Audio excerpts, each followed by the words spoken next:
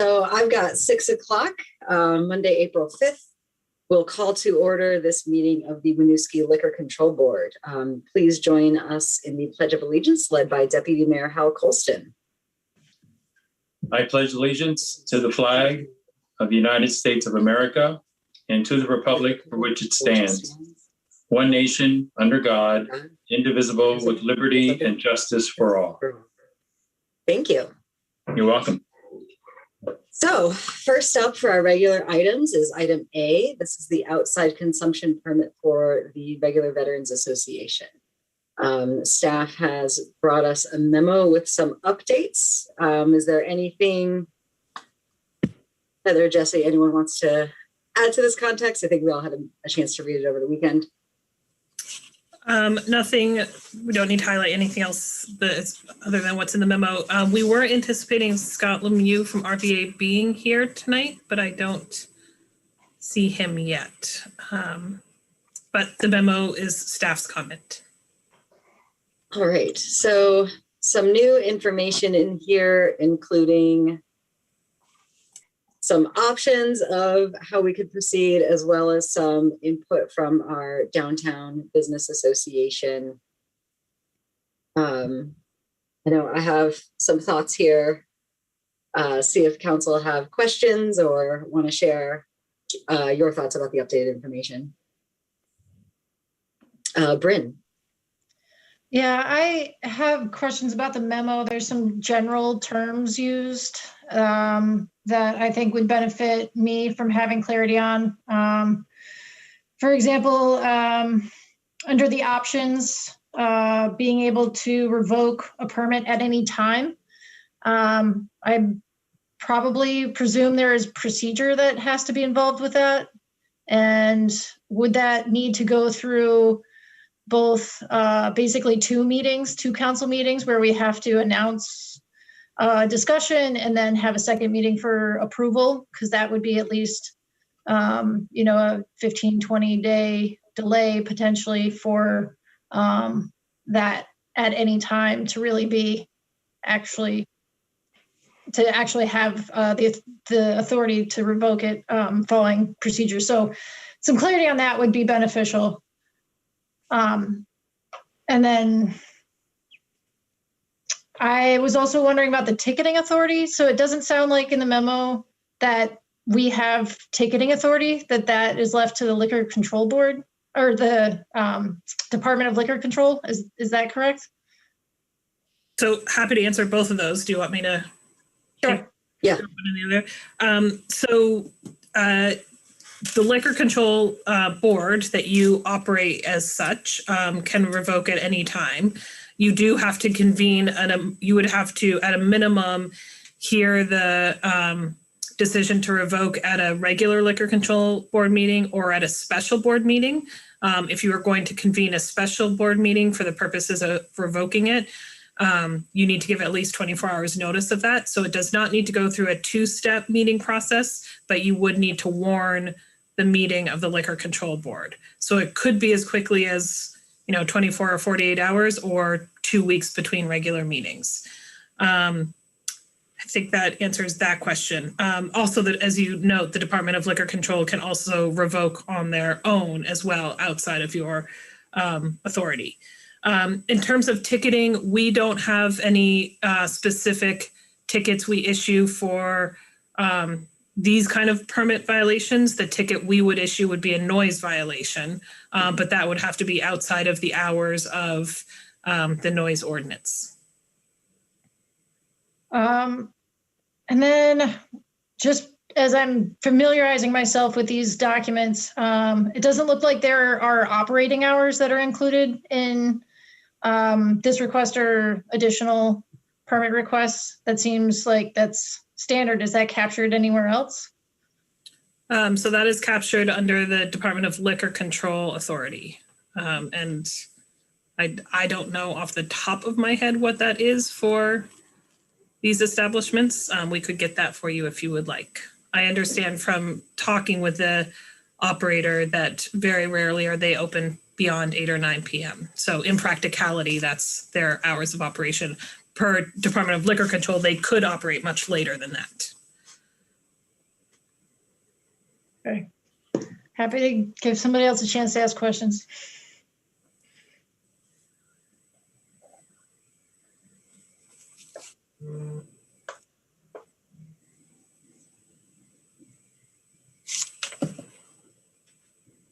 So no other questions, it looks like.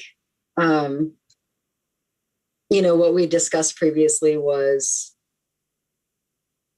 with concerns about this particular establishment and their neighborhood location, what options would we have if we wanted to provide the outdoor permit? What controls would we have if there was an ongoing issue? So to what was just surfaced in Bryn's question is we could revoke a permit within a 24-hour to 2-week window. We talked about potentially putting some like specific guidance, maybe on hours that they're outdoors, or something to that effect. And what we're seeing here in the memo is that our downtown association, and I don't know if this is saying that staff agrees with this, but did not prefer going that method because the precedent it would set with other businesses, which I tend to agree with. I think on one hand, we get into a situation where we're not being equitable in the way that businesses have access to different services or to performing their functions, and also don't need to be getting into that level of detail with administering and managing all of this, given our small staff size and ourselves as the Liquor Control Board. I think the question here is, they have not had an outdoor permit in a number of years. Is there reason to give them one now with the need for more outdoor dining to support businesses during the pandemic? If we do that, we could revoke it if it does turn out to be a neighborhood issue, as we have seen in the history, or do we want to not go down that road and just let the RVA continue operating as they have for several years?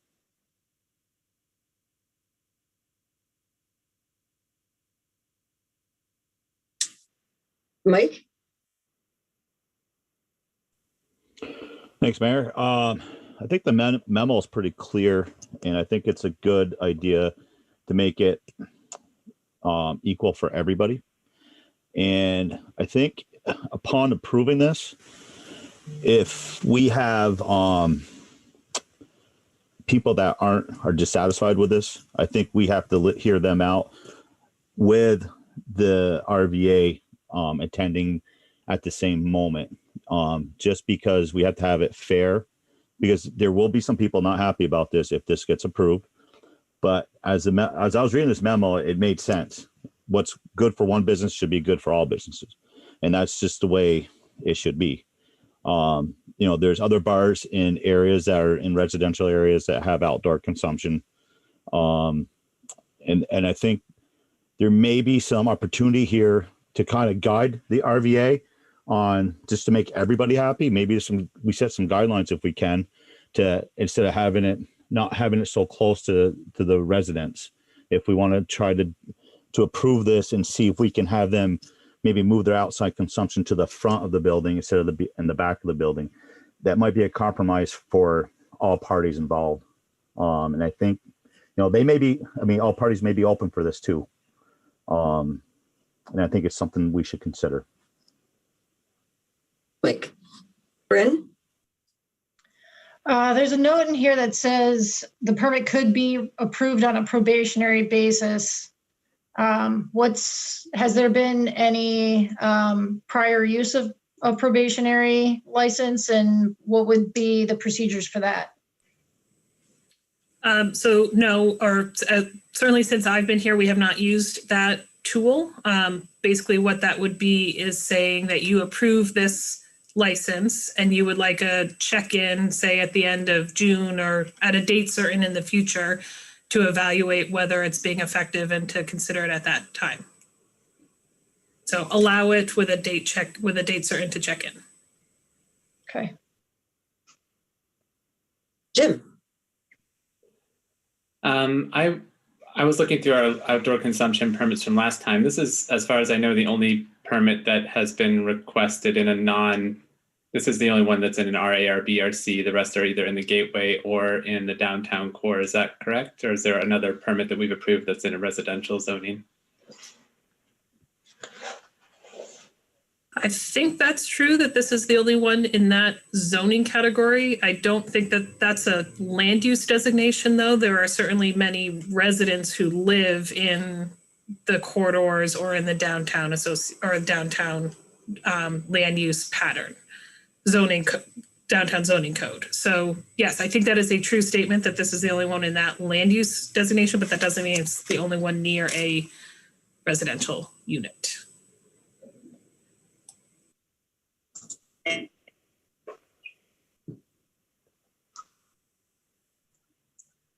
I'd raise my hand, but that's what I meant to say too. It's there's other permits that have been approved in areas that there is residential areas above, around, next door.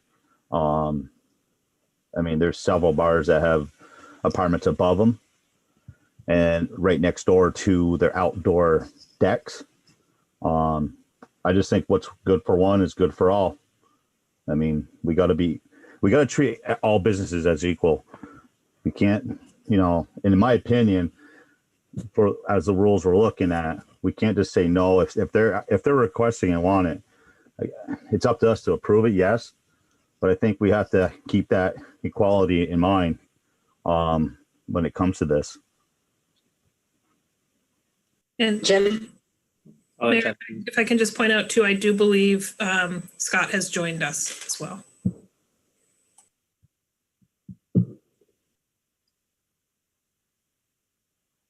Could I ask just one kind of follow up on that? Is this so this is a conditional use in this area to have this establishment operating in the RC? Are there other outdoor consumption permits we have approved for conditional uses, or are the ones, because I think that's the difference too. This is a business that's operating under a different standard than the businesses that operate in the commercial zoning districts. Yes, I think that's right. It's the only one being issued under a conditional use. Thanks.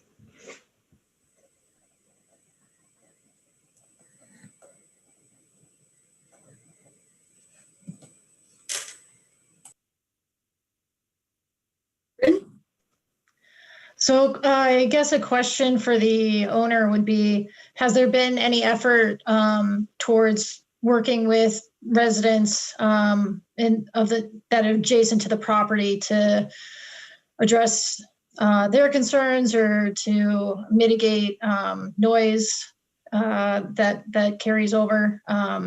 There hasn't been anything that's been introduced in the memo that suggests that conversation's happened. So I want to see if there's anything else that hasn't been presented to us.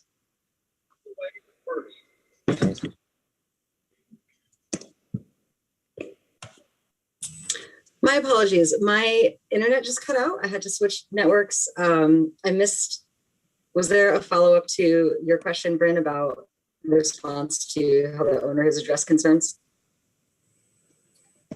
So I don't have information okay. on that. The RVA gentleman who's here may have information on that.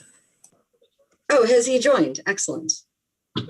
Yeah, boy.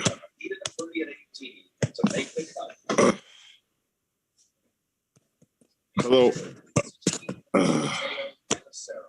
Not only the youngest to start the Masters, but now. Hello. Hi, welcome. Can you hear me now? Yes. Sorry, this is my first Zoom meeting, so I'm kind of winging it here. But some of the questions that I caught up to were, have we tried to meet with the neighbors and help them out any? We have. We actually built the fencing back there for noise reduction, and they were supposed to help pay for it, but they never did, which is fine. We covered the whole cost. The back deck we enclosed, so to help mitigate some of the noise for them as well. And I think the plan that the city had was to push us to the front of the building anyway, more towards Weaver Street, because I know the people that did most of the complaining were the ones that were behind us. in the back of the building. So I hope that answers some of the questions. I'm not sure. Thank you. Mhm. I I know the fence and the enclosed deck have been in place for some time, and a number of neighbors did contact us 2 weeks ago or whenever this came up.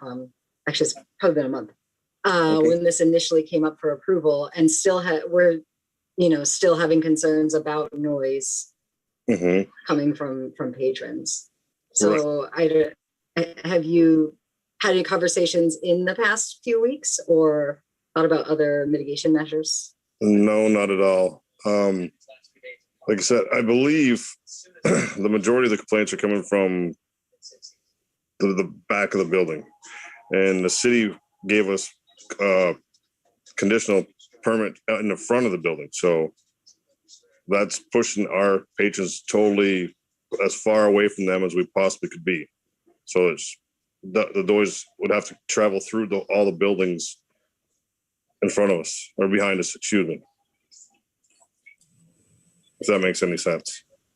So I just want to be clear, we have not given conditional approval for anything, and it wasn't, I don't know if that is a historic request to move to the front of the building. That's not something that we as city staff have proposed. I know it was discussed here at a last liquor control meeting, but it's not something, it would be up to the business if that was a path you wanted to take. Okay, I thought we got from the COVID stuff, they gave us conditional approval so we could sell stuff and stuff like that. And that's where they had put us in front and wanted us to rope it off and stuff like that. Oh, I'm so sorry. You're absolutely right. Last year, during the state of emergency, there was a blanket conditional response that did not go through this process. You're absolutely right. Yes, that was the case. Okay. So I figured we were very happy with that in the front, and that would take us away from the people behind us. And we would put up a brand new deck and have it all not enclosed, but have it all fenced off. So it'd look more attractive and it'd be safer for all of us and all our patrons. Did you operate that way this past summer? We really didn't. We didn't put it out there, but I mean, because to be honest, we thought we gave up on the idea of actually getting it because we knew it was an uphill battle with the neighbors. So once the city gave it to us, we're like, okay, let's readjust and try to get it permanent. So that's why we want to do it. I think it'll help us out a little bit more, and our customers will enjoy themselves a little bit more. But, thank you, Mike. Yeah, and I see this is the kind of business that we're dealing with the RVA. We're willing to compromise, and they've done it in the past. And I want to just make my point clear with the council that I'm going to vote yes for them to have this. And I think they should adjust. They should try to follow my lead on this, just because of what the RVA as a business, they donate back to the Winooski for charities. But they always seem to try to compromise when they're asked or when there's an issue arising. So this is the ideal moment where we have a chance as city council to work with a business to compromise on all parties, even the people on Maple Street that were sending the emails telling us not to approve this. So again, I strongly urge the city council to take this in consideration of them, another compromise that they're doing. Thank you, Mike. A handshake between friends. There's now 3 days in a row. And the last. How are councilors feeling about this? Jim. It looks like Ben was about to speak, and you unmuted first. Ben, if you want to go, please. I was going to say, I think I would be comfortable with a probationary permit, similar to the probationary use of a parking space that we have for another business downtown. Set a 3-month timeline towards the end of June and just check in and see how we are with that. I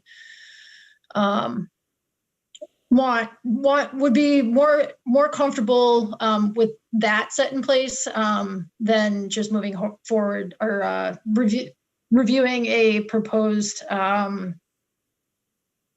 vote without it. That's good. Jim, did you want to speak? Sure.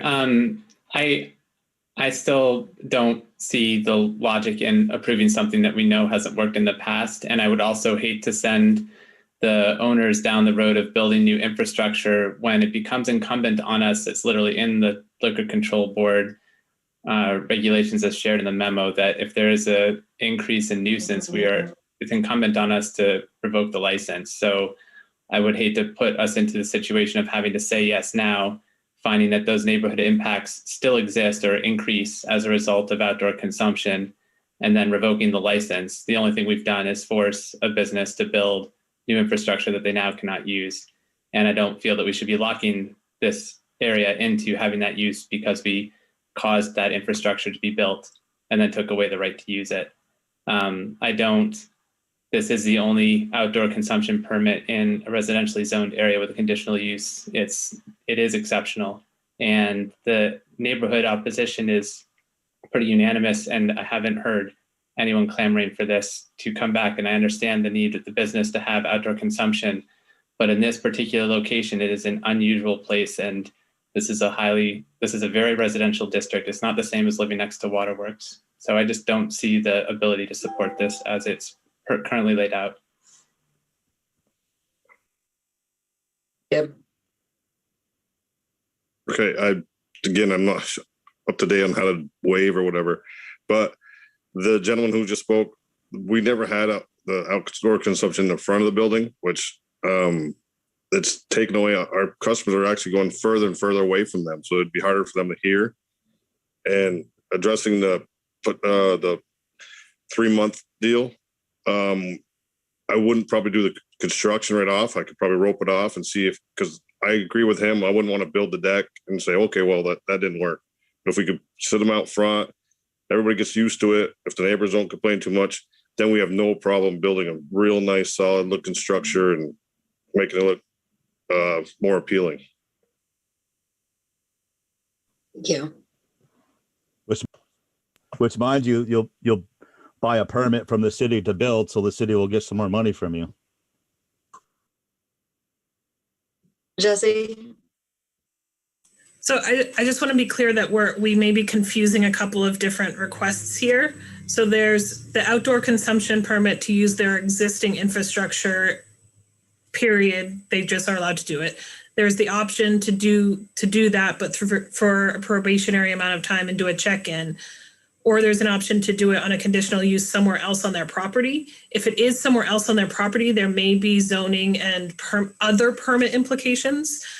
So it's not, to the last 2 points, it's not just that you tonight can approve it conditionally to go to the front of the building without going through the land use process. So that would be challenging, I think, within the 3-month window if it's new, if you're asking for new infrastructure. And Eric, if it's just like cordoning off the front of their lawn, is that a different thing from a land use perspective?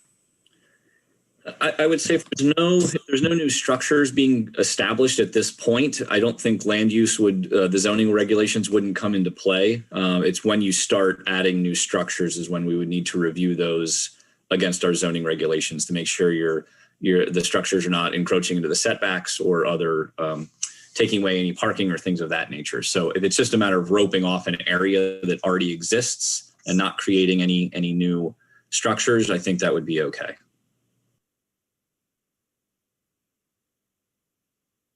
Thank you.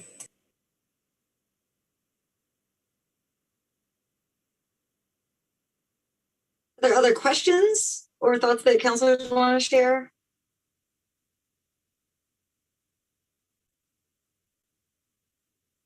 Mr. Lemieux, anything else you'd like to say? No, I'm fine. I can leave you guys to your vote, and we'll definitely abide by whatever you guys come up with.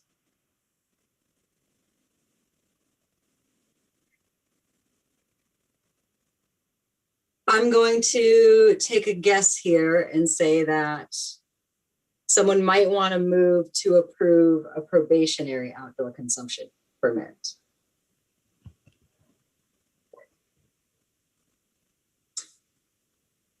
If that is accurate, then please make a motion. Me? No. Not you, sorry. I'm Okay, speaking as sorry. a council. I would be I move to approve a conditionary outdoor consumption permit for the duration of April 5th through June 30th. Thanks, Bryn. Does someone want to second that?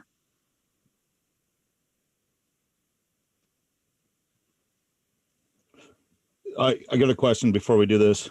What if we don't, Mhm. if this probation one doesn't go through, are we gonna, you know what, forget it. I'll second that. So motion by Bryn, second by Mike. All those in favor, please say aye. Aye. Those opposed? Nay. Nay. Oh, all right. I'm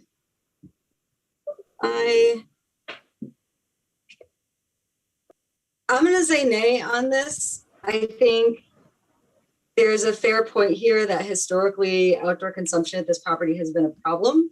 And I think the way we are trending with vaccination in the state of Vermont and the state of emergency, outdoor dining will not be such a primary issue as we, but I think by the time we get to June 30th, it's not going to be the issue that it is right now. And I don't foresee this happening without coming back to us as increased disturbances and having to revoke the permit in the end. So very sorry to say nay on that. Motion does not carry. We will move on to item B. This is a second class liquor and restaurant license renewal for 12 Acres LLC doing business as Schaefer's Market and Deli. Any questions or comments about this license?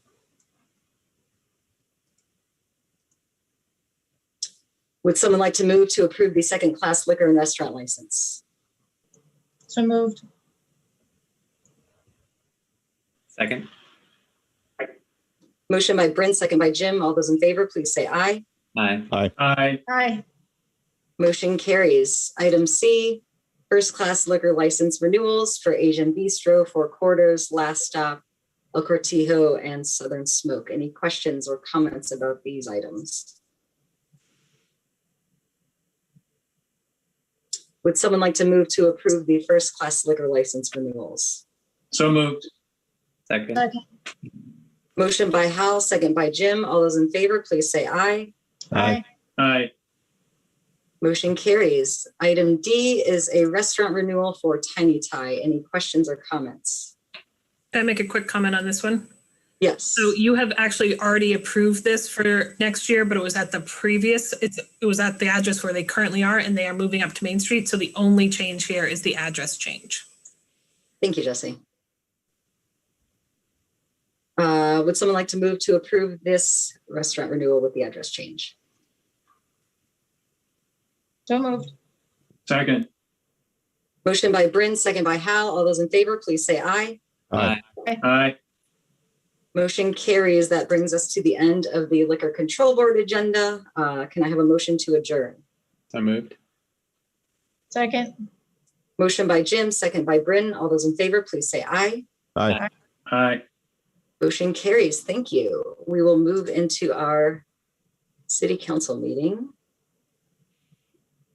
So it is 6:29. I will call to order this regular meeting of the Winooski City Council.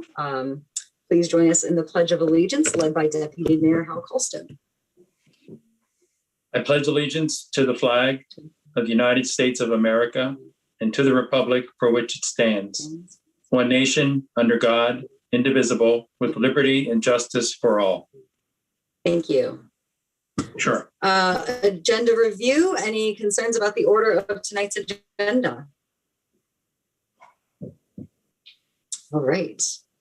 Public comment. So for our public attendees, this is a chance to speak to any topic that's not in the agenda. If you do want to address an item on the agenda, please wait for us to get to that topic. If there is someone who wishes to speak at this time, please use the raise hand feature or the chat to let us know.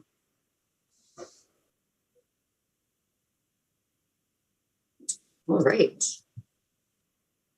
So we have a lengthy consent agenda. We have our liquor control and city council minutes from 3:15. Bryn, you have a question? There's just two locations where the template might be off. My name was spelled wrong on a couple pages.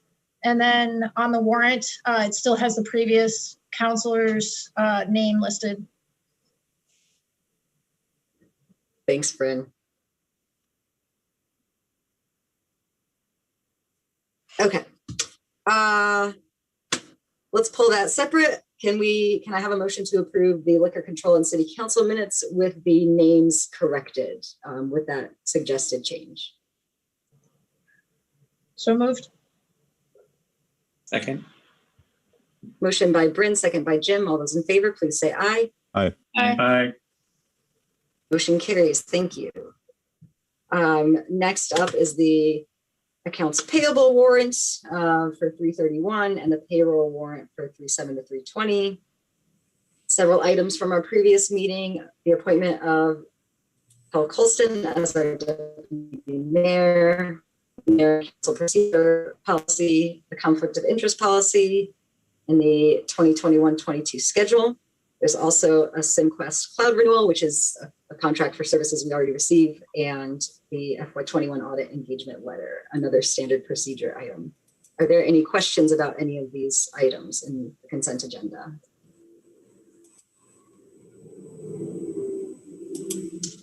All right, would someone like to move to approve items B through H in our consent agenda? So moved. Second. Motion by Jim, second by Hal. All those in favor, please say aye. Aye. Aye. Motion carries. Thank you.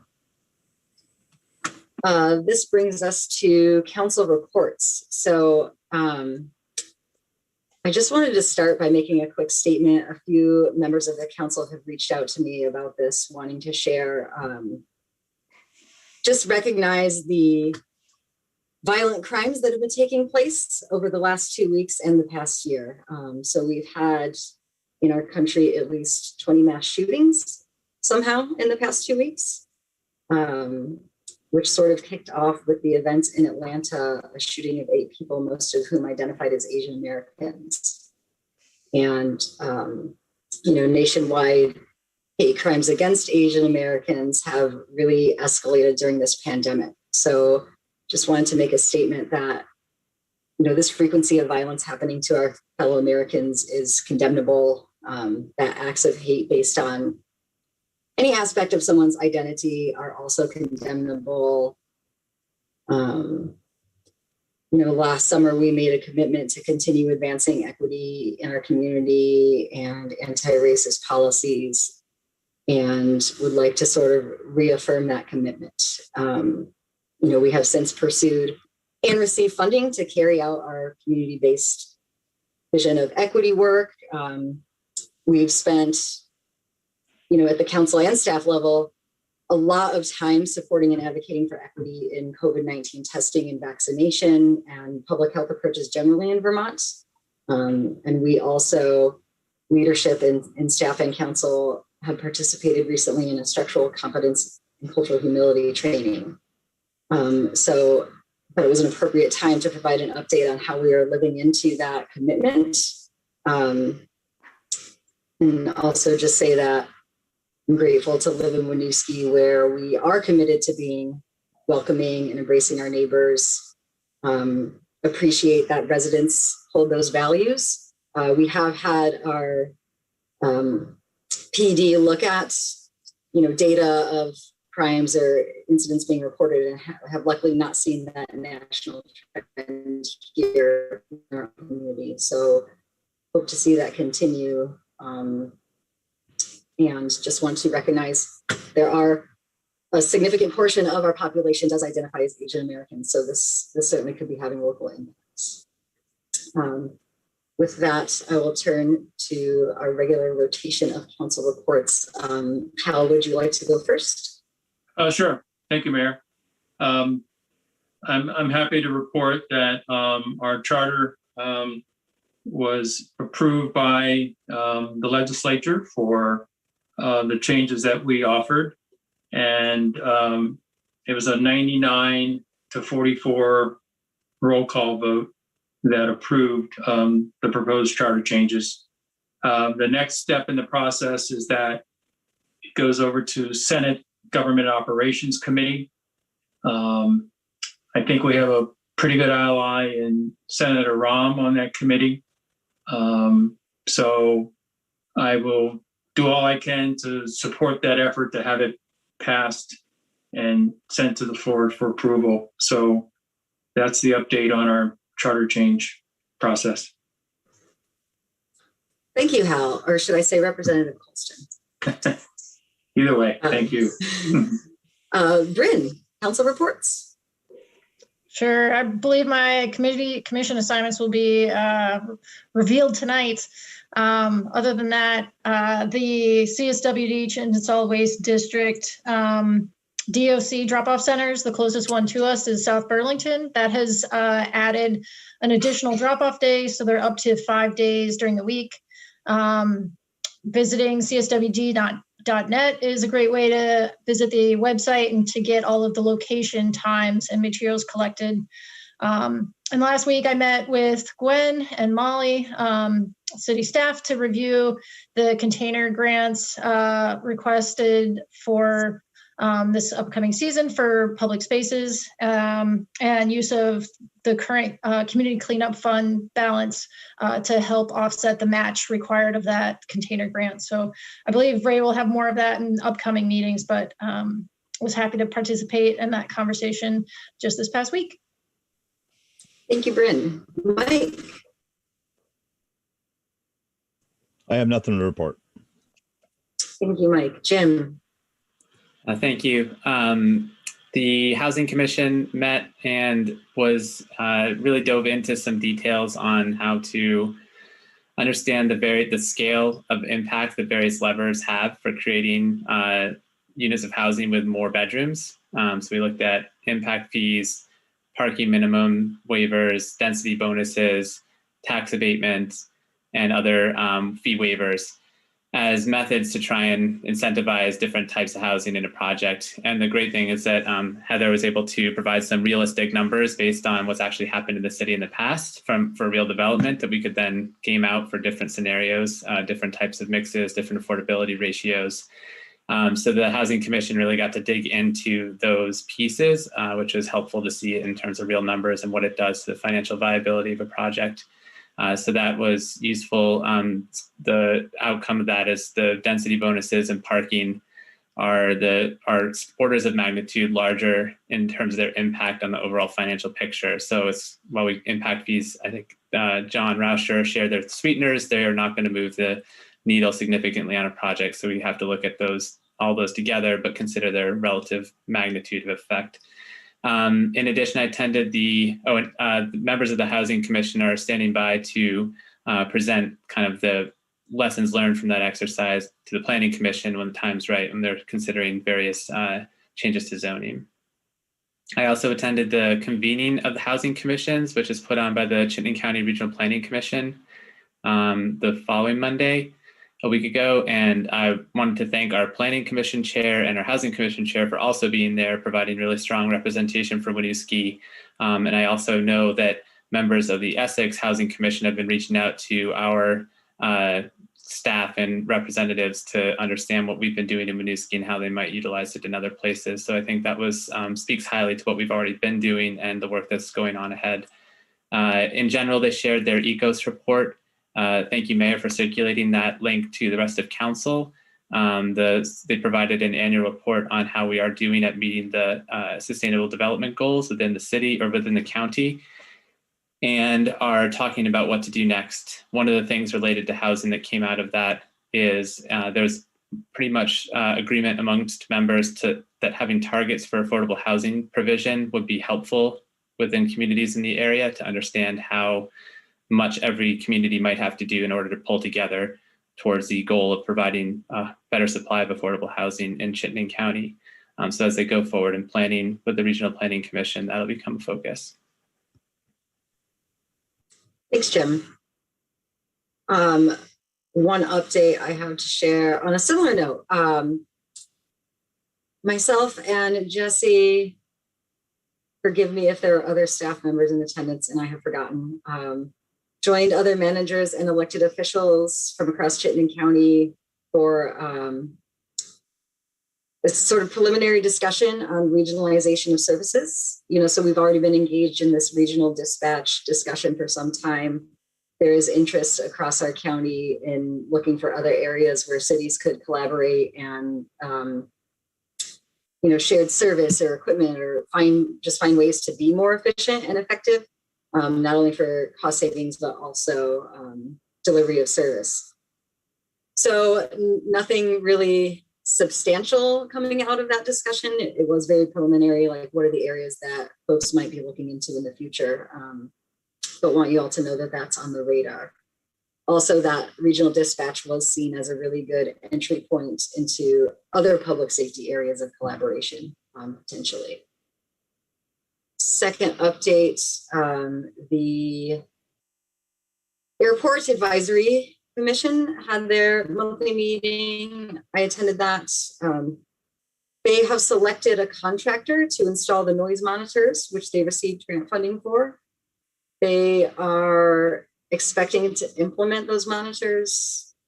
I'm not sure if that just means installed or if the data will actually be available to the public at that time, but by July, there would be an online portal for anyone who's interested to access the data that those monitors collect.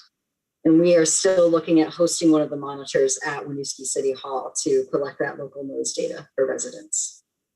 They have also begun design work. What is the timeline here? I'm looking back at my notes. So this year for the noise compatibility program, there's the 10-house pilot that will sort of kick off that project. And 50 homes will be done next year following that pilot. And so they are actually on track to not just do the pilot, but start the design work for those 50 houses this year, which would mean an earlier start in 2022 to start rolling that program out. Well, I will turn it to City Manager Jesse Baker for city updates. Thank you. And bear with me, I have quite a few updates today. So first, as always, I want to give you a COVID update. Last week, we had 12 new cases in Winooski, which is up from the last 2 weeks where we had under the 6 reporting requirement. We are tracking the Burlington numbers, which are very high, and anticipate that we will continue to see an increase in Winooski, in that we usually either our numbers are up and then theirs follow, or vice versa, because our communities are so intertwined. So just reminding everyone again to wear a mask when in the presence of others, socially distance, wash your hands, and get vaccinated when you are able. Daily testing continues at the OCC. Again, 2 to 8, Monday, Wednesday, and Fridays, and then 9 to 3 all other days, including Saturday and Sunday. There is translation and interpretation available at the polls. We do anticipate that this testing will remain in place through the summer. It's a very positive testing location for the state. So good news for us that that will continue. As you all probably know, vaccines are now available for those 40 and older, for BIPOC Vermonters, for school and childcare staff, and folks who are 16 or older with a high-risk condition. You cannot walk up to those vaccine sites. You must register through the state's website or the state's call center, and that can be found in many places online. And then we also understand that as you know, the MassVax site in Winooski is on Tuesdays, that the staffing for that may be changing this month. We don't know a whole lot of details, but we are advocating to keep a vaccination site, a public vaccination site in Winooski for the foreseeable. So more to come on that, but wanted to give you a heads up that that was changing. On to other things. You will see in your utility bills this month a stuffer that announces the commencement of an electronic notification system for our utility bills. This is kind of in response to utility bills being sent to a tenant or being sent to a property owner, not a tenant, or vice versa, and some confusion about when things are due. So this program will allow you to enroll in electronic notifications of bill balances and due dates. We will still be mailing out hard copy bills to those addresses on record, but just a way to better communicate what those balance and due date timelines are. So you'll see, the community will see notification of that in your utility bills this month. We are kicking off negotiations with the Fraternal Order of Police on their union contract in the next couple of weeks. Just wanted to give you a quick heads up about that, in that we will be coming to you at your next council meeting for guidance as we go through that union negotiation process. We have two very qualified finalists for the equity director position. We're really excited about both of them and hope to make a decision and a conditional offer to a candidate by the end of this week. So hopefully more news to share with you about that at our April 19th meeting. With the increased with the funding that the school will receive as part of the American Rescue Plan or Recovery Act, or need to get nail down that acronym. We are exploring with the school district expanding out of school time programming, summer programming, and out of school time programming for residents in Winooski, which is a qualifying expense to use those dollars that are coming into the school district. So much more to come on that, but it may mean a big increase of programming both this summer, but also in the years to come. I want to comment for a quick second on the mayor's initial statement on the recent hate crimes being seen across the country, and make the statement that staff also condemn the recent AAPI hate crimes, as well as other hate crimes that we are seeing increase across the country. Chief Heber and I keep our eyes on this very closely to understand what's happening in Winooski, although those are only crimes that are actually reported to the police department. But I did want to share with you that this year, this last calendar year, we have received 3 reports of hate crimes in the city of Winooski. 2 of those were incidents of Patriot Front stickers on signage and light poles throughout the city. And 1 was an incident in front of the post office of a individual with mental health needs, yelling racial slurs at a mother and child in front of the post office. None of these have been directed towards folks who identify as Asian Americans or Pacific Islanders, but we certainly will continue to keep our eyes on this and work with our community partners to identify what they are seeing in their communities as well. The meeting that was initially scheduled for last Wednesday, March 24th, of the school trustees to talk about the future of the school resource officer was unable to take place due to technical issues. That was rescheduled to this coming Wednesday, April 7th at 6 o'clock. Just a reminder that this will be primarily public comment and then the school trustees making a decision. Officer Zeider will be speaking on behalf of the city in public comment, as we were asked not to present.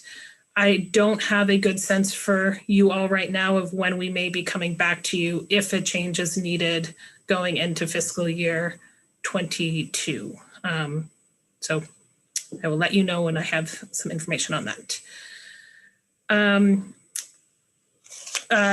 the North End Studios front, our attorney is continuing to be in touch with the attorney for North End Studios. We have received some additional information about their revamped organization, and we anticipate meeting with members of their board of directors, the mayor and myself, in the next 2 weeks in the hopes of bringing you back additional information on April 19th. So more to come on that, and we are grateful that their attorney is continuing to work with us. Following up on the mayor's comment about our regionalization conversation with managers and chief elected officers across the county, I thought it was a great conversation. As a follow-up to that, the managers did discuss the possibility of across communities, if it's an allowable expense, allocating very small amount of the American Rescue Plan dollars to those efforts. So between 1% and 2%, we're talking about, not big dollars, as a way to think about how we operationalize some of those regionalization plans over time. So obviously many more conversations to come on that, but within the context of emergency preparedness and redundancy of services, we would like to explore that as an option. On more fun things, community services updates. This month is April is National Poetry Month, so the library is hosting a number of celebratory events, kicking off with a program that invites community members to leave short haikus or stanzas or poems around the city. There will be a Smith Corona Super Sterling typewriter at various locations throughout the city throughout the month, including the library, Misery Loves Company, the school district, Memorial Park, weather pending, the senior center, and back to the school district. You can get those dates on the website when the typewriter will be in certain locations, and we invite the community to leave us little observations about the world of Winooski. And then Friday, April 16th, there will be a afternoon 3 to 4:30 special free program for Winooski youth between the ages of 12 and 18 with poet Bianca Stone, sponsored by the Sungdog Poetry Center. We will learn about her poetry and also give the young people an opportunity to explore their own voices as well. You can register for that program by emailing the library or calling the library. We are still accepting applications for pool attendance for the Myers Memorial Pool that will be opening this summer, and just want to throw out a couple of dates to get on the calendar now. On May 28th, we will be having our inaugural celebratory event for the Myers Pool Foundation and donors at the facility. June 5th will be the first kind of open door event for those first 40 folks who bought pool passes this year. And then June 6th will be the first full day of operations of the pool. So mark your calendars, exciting things coming. And then finally on the community services side, there are a few spots left for the USTA Tennis in the Parks program set for early May across all age groups, grades 3 to 8. So if you have family or friends interested in that, please sign up through the website. And then finally, I am both pleased and very sad to announce that our city clerk, Carol Barrett, has announced her retirement effective the end of this calendar year, so in December 2021.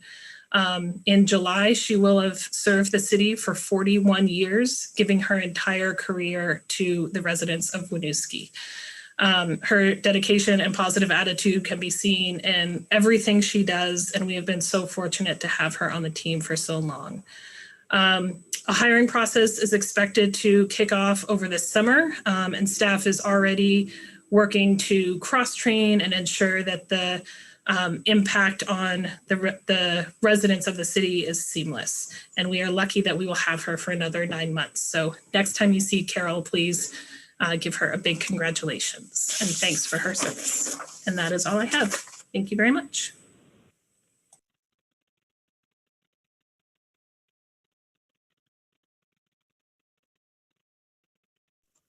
We're not hearing you, Christine. Can you hear me now? Yes. Thank you. Moving to regular items, item A is a charter for our city manager search committee. So we wanted to charter this proposed search committee as part of the public process and publicly engaging folks in the meetings that this group will have. This is fairly standard language in this charter. I think the only kind of notable things are that all members are voting members. Phoebe helped make some tweaks to the language about members demonstrating familiarity with the concepts like leadership, government, organization, but also an ability to learn as we try to, make this an inclusive committee. So basically looking for a vote to approve this charter to sort of set up this search committee, get it established, but open to any questions, concerns, thoughts about this charter for this hiring committee. I move to approve the charter as presented. I'll second.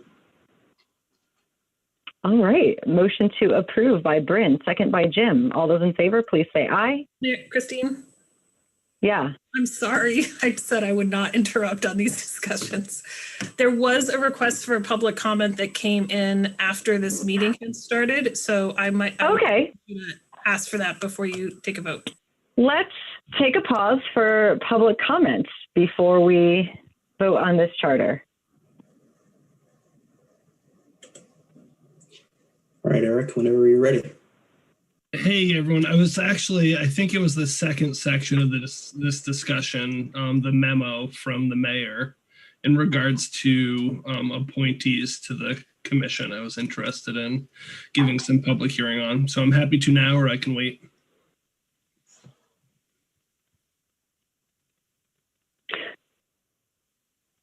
I was gonna say, Jim. Yeah, I guess I was gonna ask Eric if it has to do with the number, if it impacts the number of people on the search committee. We should probably have that now before this charter is approved. Okay, Let's, yeah, okay, hold on. Thinking about order of operations here. Can we table this item, have the second discussion, table that, come back to vote on this, and then vote on that? I think that's what we need to do. So can we table item A and move to discussion of item B? Can I have a motion to do that change in the order here? So moved. Second. Motion by Jim, second by Bryn. All those in favor, please say aye. Aye. Aye. Motion carries. So item B, this is my memo on search committee appointments and interim city manager. So let's just right now, let's talk about the search committee appointments. Then we'll move back to item A. Then we'll come back to voting on this and talking about interim city manager. So this memo is proposing, following, our vote previously about the hiring committee and representation of various stakeholders.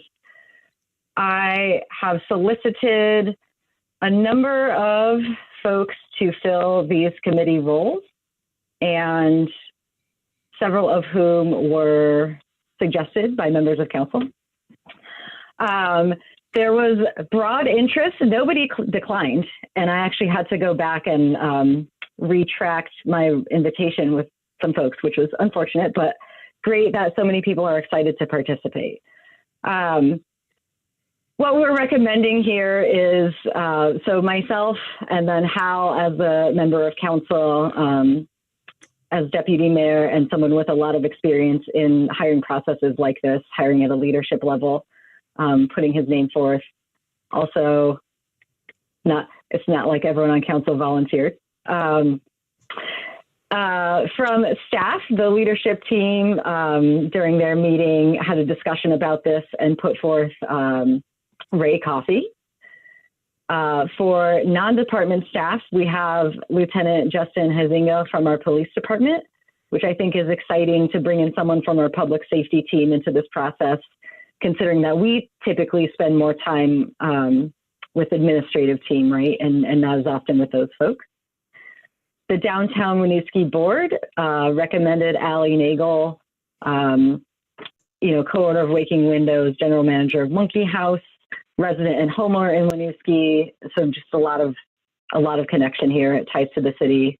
The school put forth Superintendent Sean McMahon as a representative for the school community and having contact with all of the folks in that group.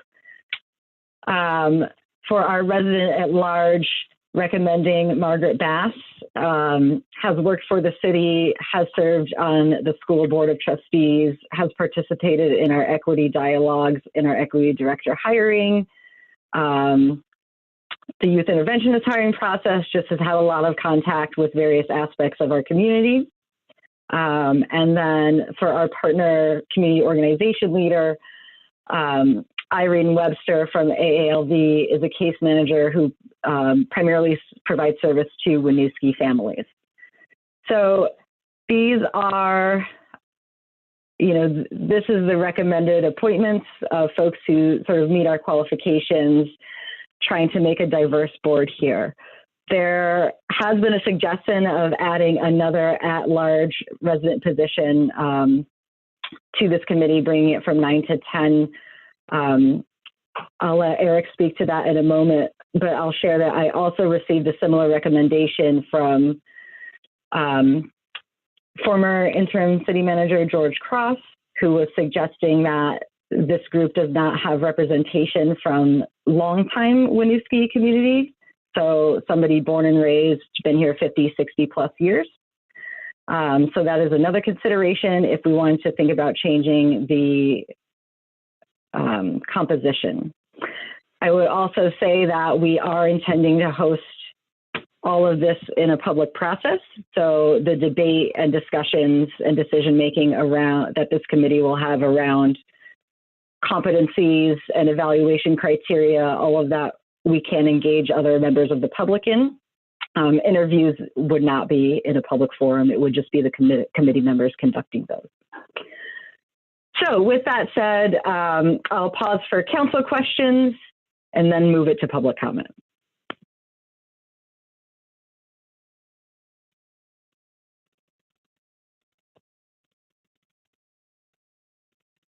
All right, seeing no questions from council on these recommendations and the composition, let me turn to Eric. Please share with us your thoughts. Great, thanks so much, Mayor Lott, and hi, councilors and staff. For the record, Eric Covey. So I had sent a number of the councilors an email. First, I was so sad to hear that Jesse's leaving, and now with the news of Carol, I think you all are killing me right now. But obviously, the city manager role plays such an important role in shaping, the quality of life for our residents, as well as a lot of the work that goes into the future planning for our city. And I do think there could be real value in having kind of a second at-large member, or whatever the terminology may be, for community member participation on the search committee. It's something I'd be happy in serving in that role as well. So I just wanted to gauge your interest on if the council had any desire or willingness to have a second at-large member on the search committee. I think what I would bring to the role is obviously a lot of history here in Winooski, serving on the city council, serving on the charter commission, but also in my role in the Secretary of State's office, I have a good firsthand view into the operations of municipal governments and a lot of examples across the state. We get a lot of stories in of both good government and bad government, and when things work and when things don't. I think that's given me a lot of insight that I think could be of value to the commission if you all decide that you'd be interested in increasing the capacity, the number of members on the search committee. But if not, I think you all have a fantastic slate of individuals as well. So seems like the search is going to be in good hands, but I'd love to be a part of the process if that's something you're interested in. Thanks so much for your time. Thanks, Eric. So yes, I'm curious how councilors feel about the proposed composition, if there is interest in expanding it, or in leveraging our public engagement process to sort of engage other voices or other folks in this.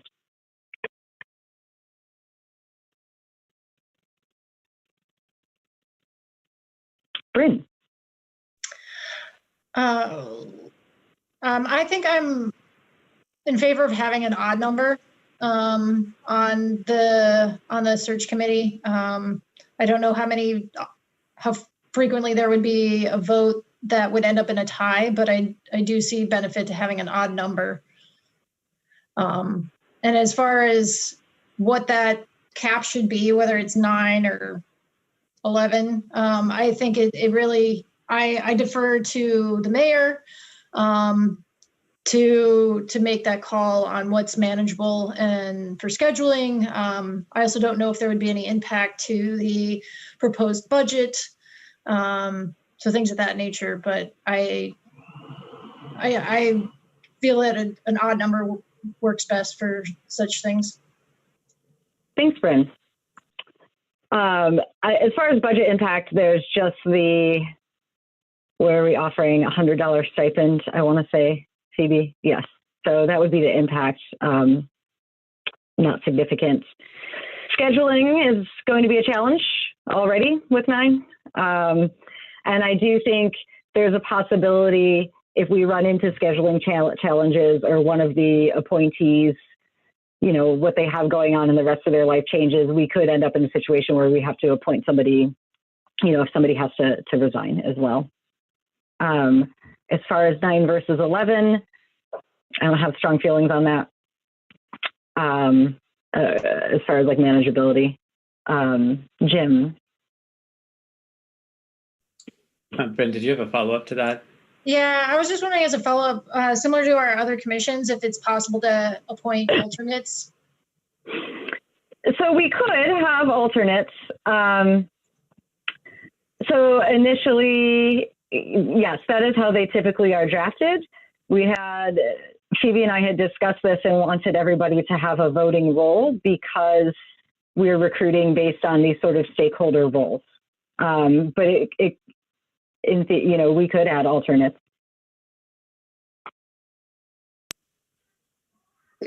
Jim.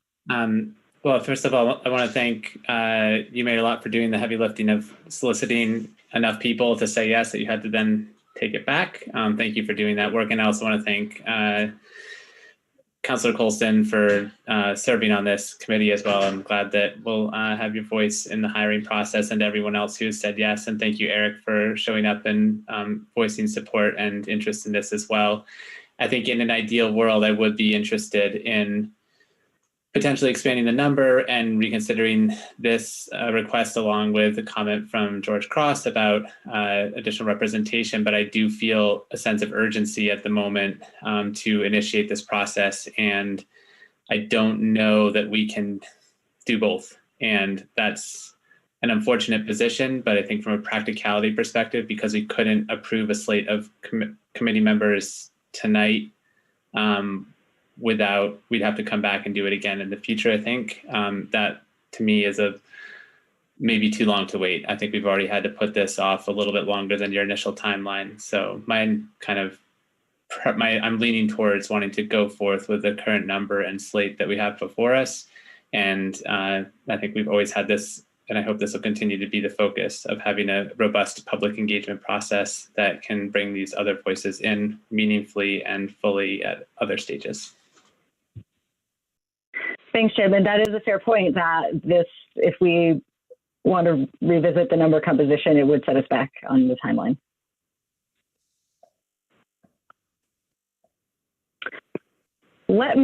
Hal, go ahead. Thank you, Mayor. Just a clarifying question. So are there alternates for this committee or not? There are no alternates. We have it structured so that everyone participating is a voting member. Okay. Thank you. Mm-hmm. I do think it's appropriate to move back to item A to complete this discussion and then move forward on the charter, whether or not we're voting there. So I can have a motion to table item B and move back to item A. So moved. Second. Motion by Bryn, second by Hal. All those in favor, please say aye. Aye. Aye. Aye. Motion carries. Okay. So let's continue. Here, if there are any other thoughts on the composition and the number of members before we take action on the charter for this committee.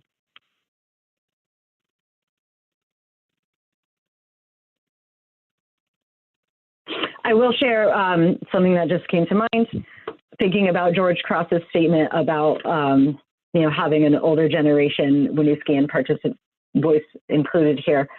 Our former city manager, Deke did offer to either join a committee meeting or put together a memo and share, from her experience, previous city manager and being a longtime resident, her thoughts on the process and what we should be looking for. So I do think there's space to, not just in that capacity, right, but to do some targeted outreach to other members of Winooski and say, hey, this is happening. If you want to participate in, obviously we'll be publicly warning these meetings, but just make it very clear, if you want to come and share what's valuable to you, or you want to submit information to the committee in advance to say, these are, things I hope you consider, we can make a concerted effort to do that.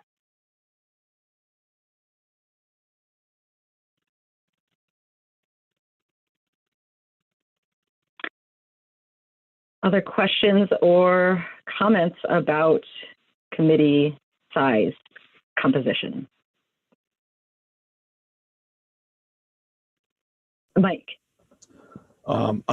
Excuse me. I'm going back to what George Cross said. Isn't there an opportunity to have someone that's been here for a while, that's gone through the process before, or who has seen change in Winooski over the decades? I'm trying to figure out if that was a missed opportunity on the recommendations, or oversighted.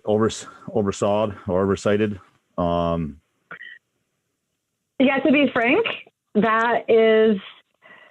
demographics is something that I was paying attention to in recruitment, and I had hoped to solicit somebody from that role. And just to be quite frank, that didn't happen. I did lean towards folks who responded to me and confirmed interest in participating first. And so I do think if we move forward as is, I'm committed to reaching out to, engaging someone like Deke or George, or, we still have Mike O'Brien around, our former mayor, so we can include some of those voices.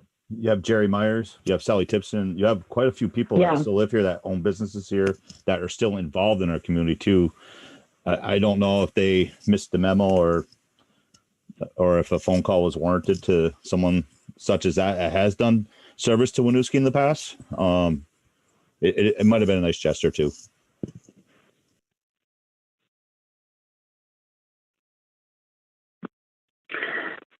So I think for this charter, I'm looking for either a motion to approve it as is, or a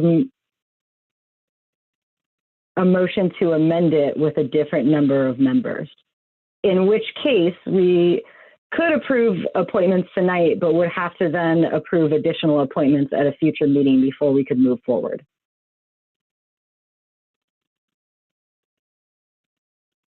Jim?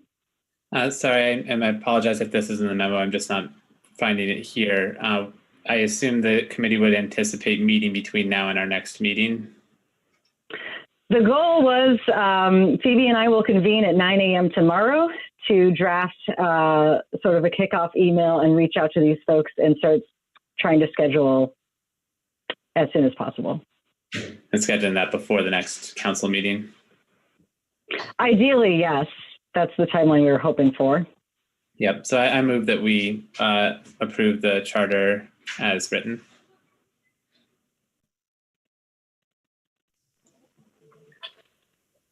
I'll second. Motion by Jim, second by Hal. All those in favor, please say aye. Aye. Aye. Aye. Motion carries. Thank you. So moving to item B, the search committee appointments and interim city manager. So on this item, I'm seeking 2 votes. One is for the appointments, the recommended appointees, and then 2 would be for the interim manager approach. So let's just focus on the appointments for now. We discussed those already. Are there any questions or concerns about what's been put forward that anyone wants to share in addition to what we've already chatted about?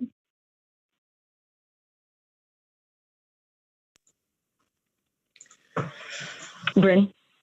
Yeah, I don't really have anything to add, but want to piggyback on the appreciation for so many folks that would like to participate and have reached out and expressed interest to the counselors directly, to the mayor directly. I think we can only benefit from expanded public engagement. So whether it's a voting member of the committee or participating in the open forums, I hope that those that have expressed interest that are not able to attend as a voting member continue to pay attention to the meetings as they come up and to provide thoughtful input as we move forward. Thanks, Bryn.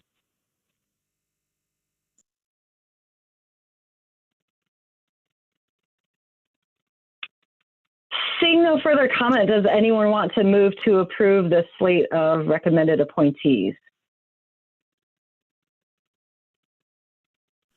So moved.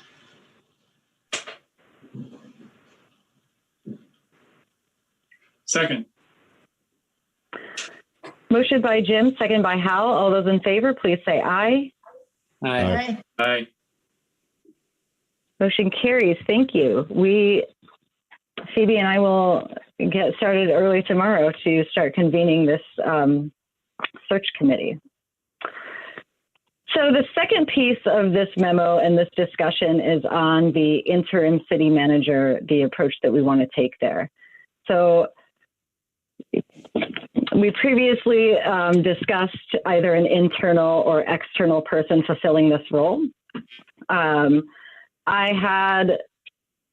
spoken with Phoebe, with Jesse, with some staff, and what I am recommending if we go internal is that John Rauscher and Phoebe Townsend would serve as co-interim managers during this interim period.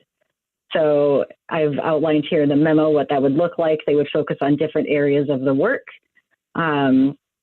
This structure would allow them to also continue fulfilling their key responsibilities in their current roles. So it would have less of an impact on sort of backfilling for one person stepping into the manager role. I previewed this to the leadership team last week, and I believe I heard support for that there for this approach. I also heard support from staff on a preference for an internal approach, given that they wouldn't have to be bringing somebody up to speed and then a few months later, a new hire up to speed as well. So we could go that route. We could make that decision now, or we could choose that we would like to bring an external person in to step into this interim role, in which case we would then, tomorrow, Phoebe and I would convene on that as well, and launching an external search for the interim manager, which would be much narrower than what we're doing for our permanent manager search. So there's a few benefits laid out here to the external and internal approaches, and it is the council's decision which route to go. So I would pause for questions or comments about the interim manager process.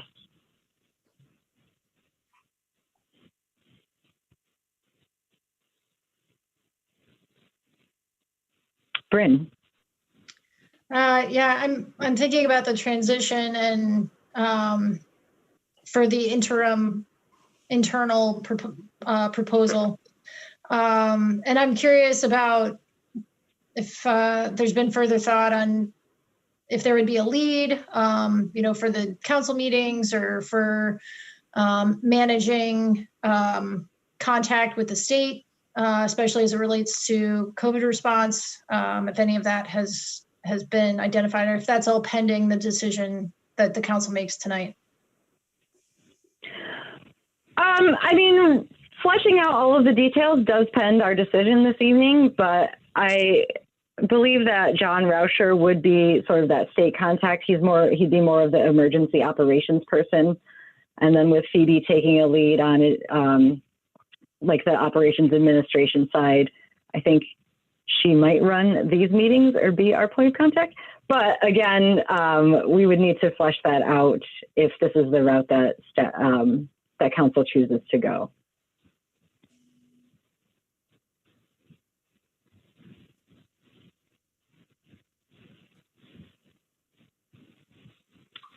Other folks have questions about the choices here, the two different possibilities?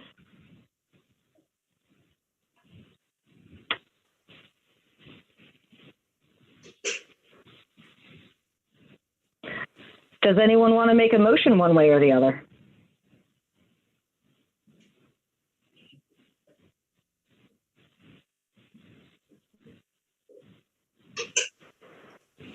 I would move that we. Did you have something more you wanted to say, Mayor? I was going to say, if everyone, it's like folks are on the fence, I would share that I do have a preference for the internal approach. I think the benefits there are stronger, and I'll stop there. And that was where I was going to go. I do think that from a transition and stability perspective at this time where we have so many things going on alongside the pandemic, I think even without the pandemic, it's a busy time. So I would make a motion that we go forward with an interim process.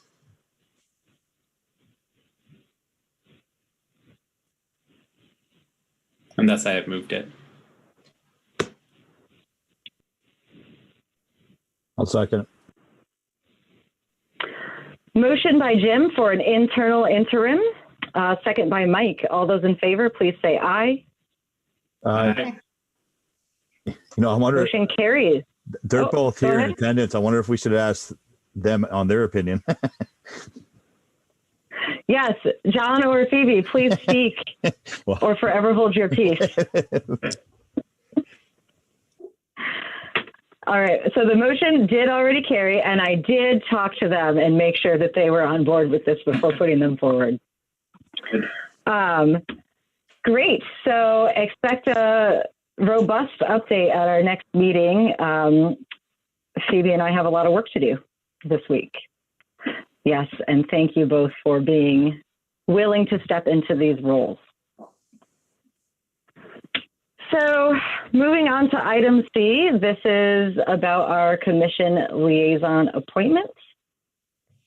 So put together a memo here outlining all of the, well, first of all, what our liaison role is with various commissions, as well as the commissions that we as council sort of liaise to, and what their meeting schedules are, who is the current appointment. So we don't need to vote on this. We can vote on this at our next meeting, but wanted to have the discussion now to find out where, folks' interest lies, or where their schedule dictates that they would be best suited to serve in any of these roles. So we first off have Planning Commission, which by charter I have to liaise to, so no need to have much discussion there. But then we have our 4 strategic vision aligned commissions, Safe, Healthy, Connected People, which former Councillor Lafayette was supporting. So we definitely need to assign someone there. We have our municipal infrastructure, which Councillor Myers has been liaising to, the Finance Commission, which I have been serving in, and then housing, which Councillor Duncan has been doing. We also have a role with the Partnership for Prevention that Councillor Colston has been serving, and with Downtown Winooski that, again, former Councillor Lafayette served in that role, and so that is open at this time.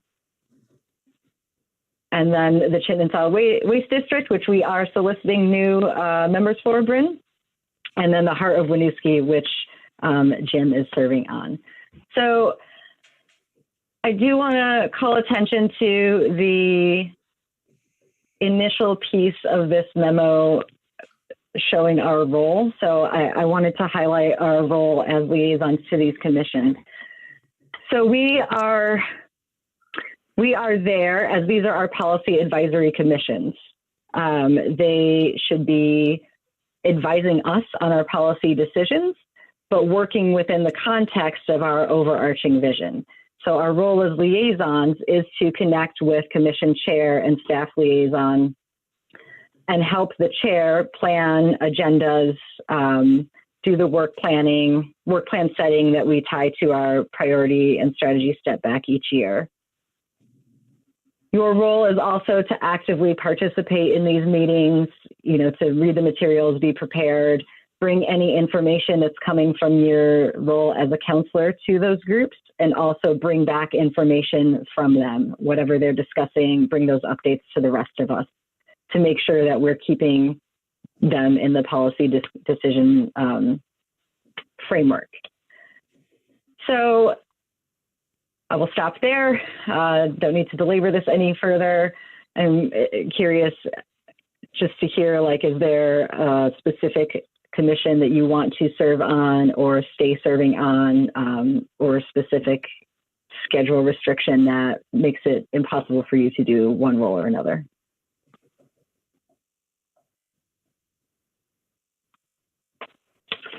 Bryn. So one conflict, should I stay on the board for CSWD? The full board meets on the 4th Wednesday of the month. And right now, I believe we're just soliciting interest for an alternate for the CSWD commissioner role, so I can help with shadowing and getting that person up to speed. Oh, yeah. And how long is that for? How long is your current appointment with CSWD? My current appointment ends at the end of June, and they're 2-year seats. Okay.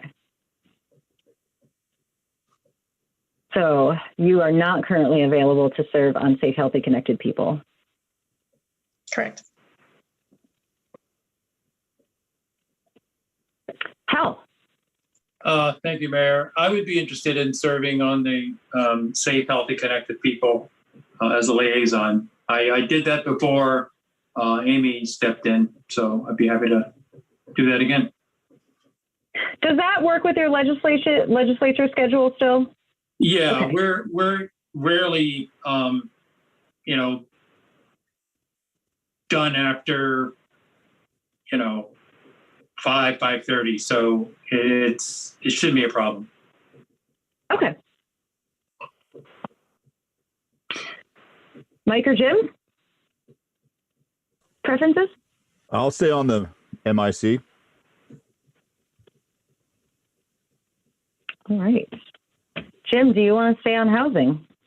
If they'll have me, I would like to continue working with them. I've enjoyed the time. I feel like there's a lot going on, but and so it's important work. I'd like to keep doing it if the rest of the counselors are okay with it.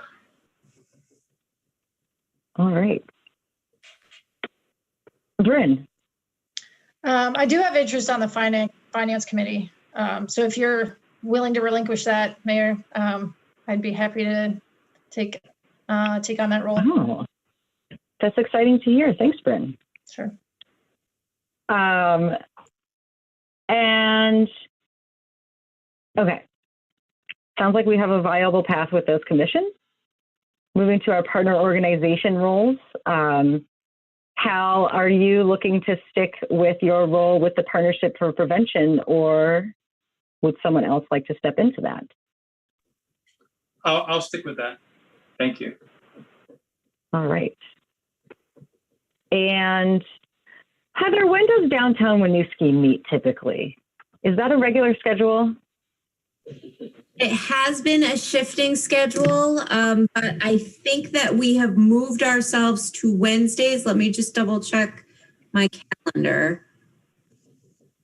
Wednesday evenings at 6:30, and which Wednesday it is? It's the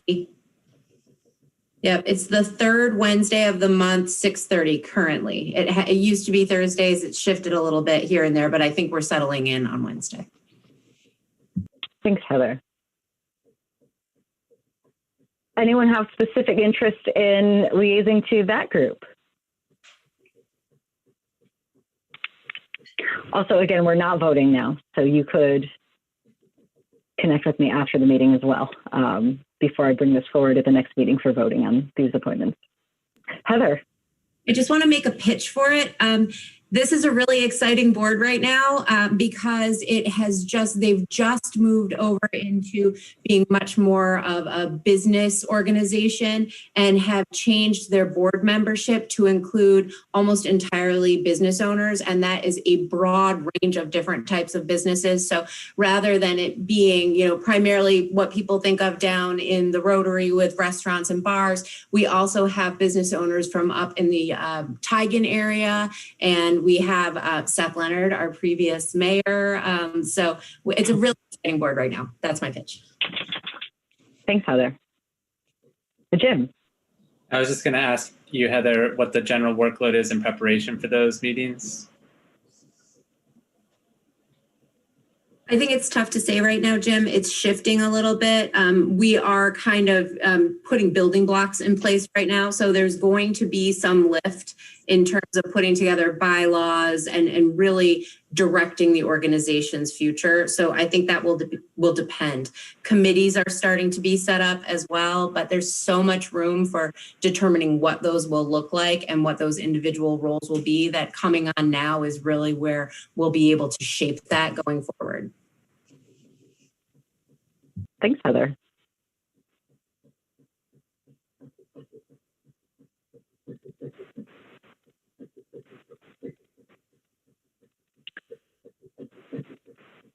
Any other comments or questions? So I will say that I am loath to take on a lot more, but I would be backstop for this. So if this is something that we can't fill, or if there's someone who wants to tag team this or potentially see if they can transition into this within 6 months, I'm happy to try and bridge that gap. I worry about overcommitting on this, but I'm available if that's needed because I do think this organization needs representation from council. Thanks, Jim. Bryn? Yeah, similar. I am also on the board for Green Up Day and have various committees for that. So similar to Jim, I'm reluctant to overcommit. I'd be happy to share the role as well.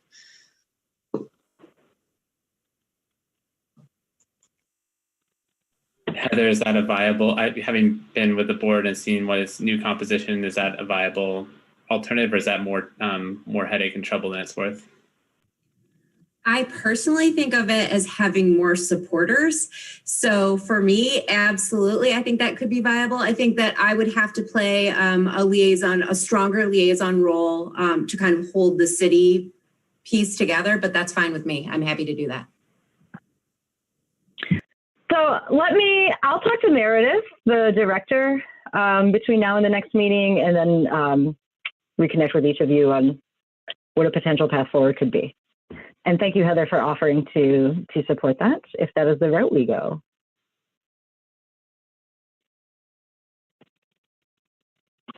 Any other questions, comments here about these liaison roles?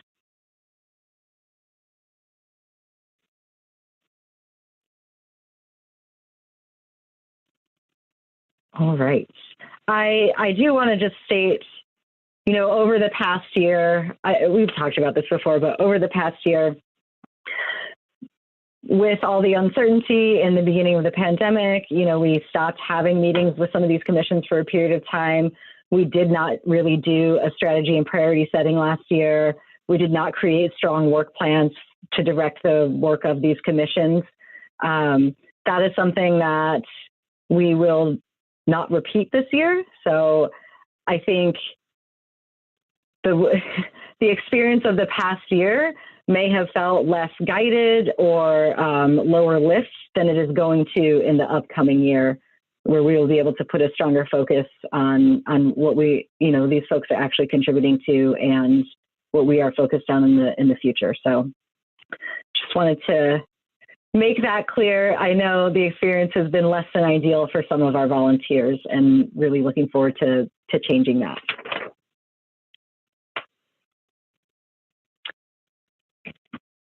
So this is just on for discussion. We will make these official at our next meeting. Thank you all.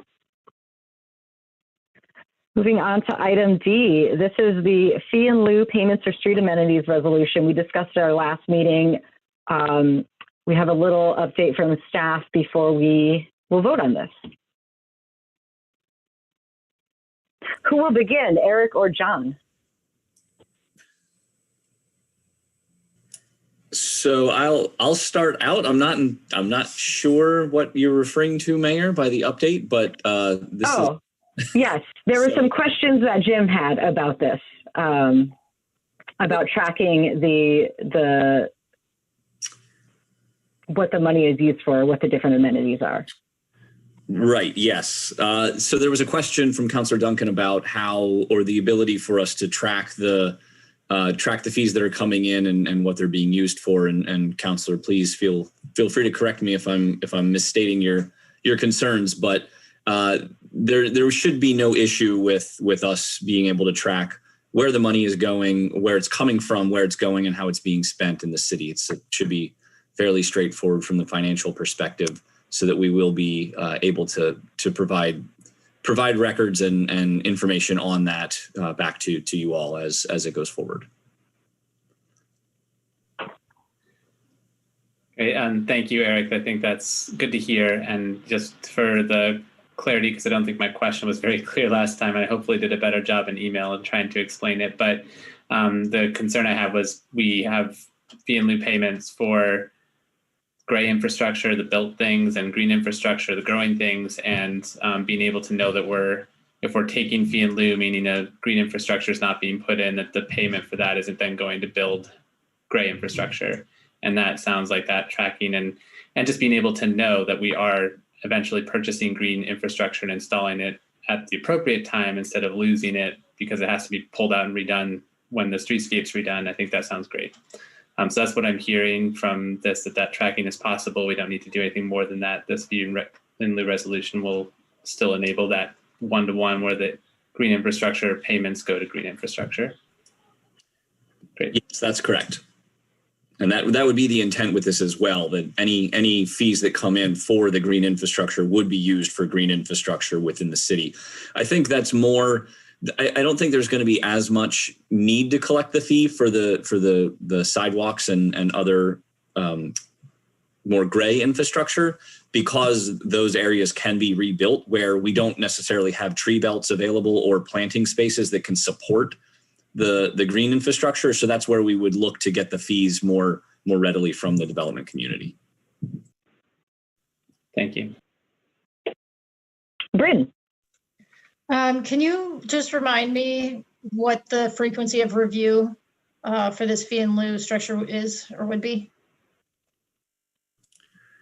So right now, our land use regulations require street space amenities primarily in the gateway corridors. So anytime a project is proposing new development in the city, we would be evaluating it for the street space amenities, whether that be the street trees, street lights, or similar amenities. And if the area can support it with, for example, if the green belt is already established where it's wide enough or large enough to accommodate the plantings, we would look for the developers to do that. Otherwise, we would engage them in the option to provide the fee in lieu.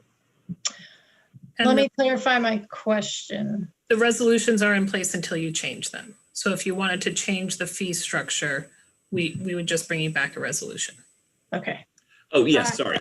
Yeah. Yes. And this would only apply to the gateways. I'm looking at the ULU language. Or is this citywide? So we do require that throughout the city with new development. I think there are some exemptions for single unit development or some of the residential developments, but I believe any of the commercial developments do require it. Okay. All right, thank you.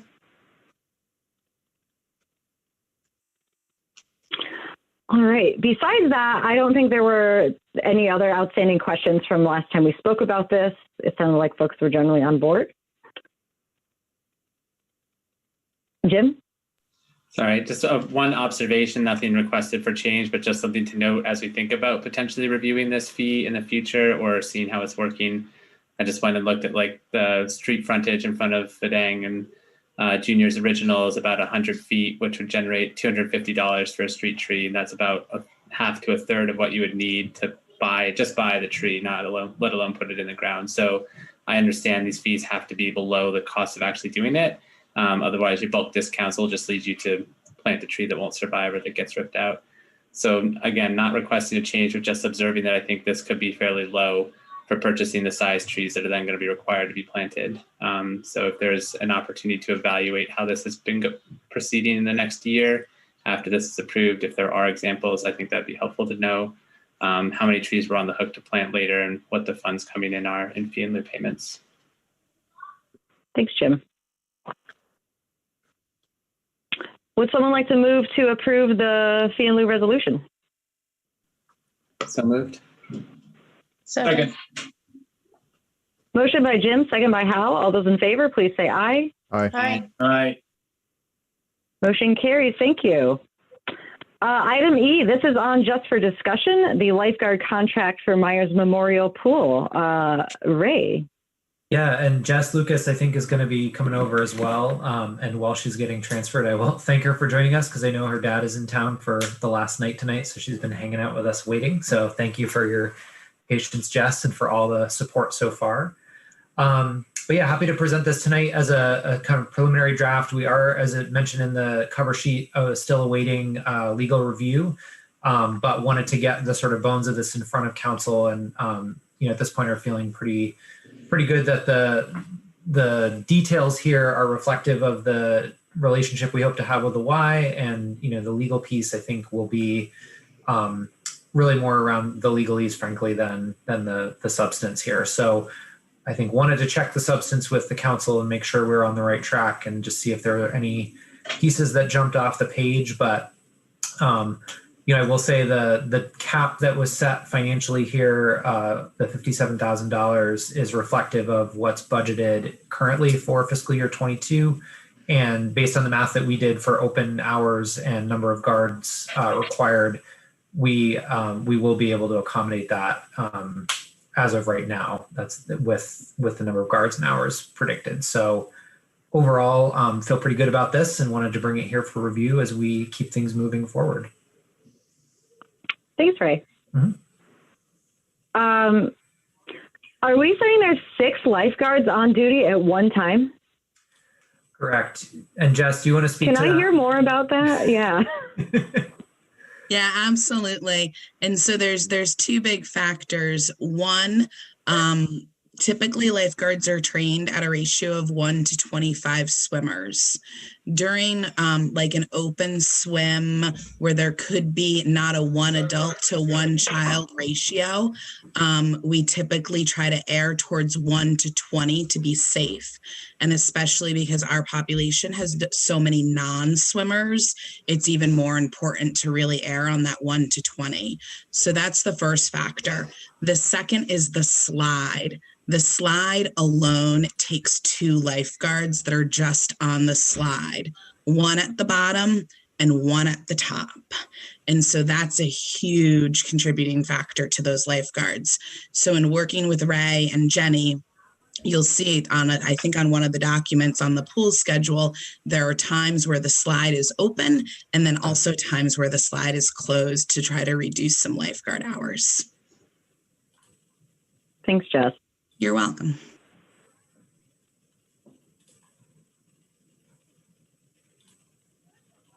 Other folks have questions about this contract, this agreement, where it's trending? I'll also just share that historically. Oh, go ahead. Sorry, Bryn. We've had 1 staff of lifeguards. And so that way it's not like it'll rotate through 40 different lifeguards.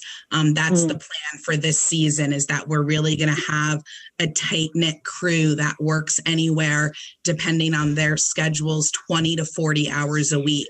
So it will be the same crew that patrons are seeing every single day.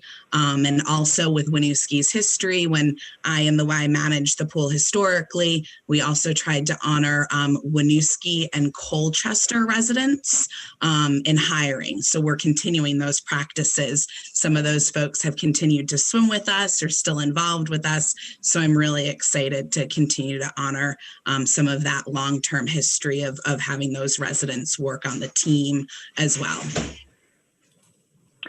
Thanks, I appreciate that, because I did hear over the last year or two a lot of interest from WSD high schoolers in potentially taking on those roles. Bryn, did you still have a comment, or it was answered? Yeah, I just answered part of it. And then I actually had another thought. As we look to fill the lifeguard positions, just want to advocate for interpreters, folks that are able to access our English as a second language population as an option. Hopefully we are able to get as many of our residents to utilize this space as possible, and seeing some opportunity for some language support, if not simply by signage, but also by guards on staff. Thanks for that, Brennan. Yeah, and I will just say certainly during the public swim hours, I think that's something we will work on. And I think it's a really good point to bring up. But I also think in conversations with Jess on the programmatic side too, in particular in the partnership we have with the school district, I think that that piece is definitely front of mind as we develop programs and think about how to bring the whole community in, because that's really the point here. But thank you for that. And perhaps as one of the opportunities that Jesse Baker presented during the city updates, perhaps that could be part of the American Rescue Plan, American Recovery. See, now I'm doing it. Funding that we are able to access. So yeah, we are well down that track already in terms of our thinking, but definitely awesome. Great minds. Great, glad to hear it. Is there any specific feedback?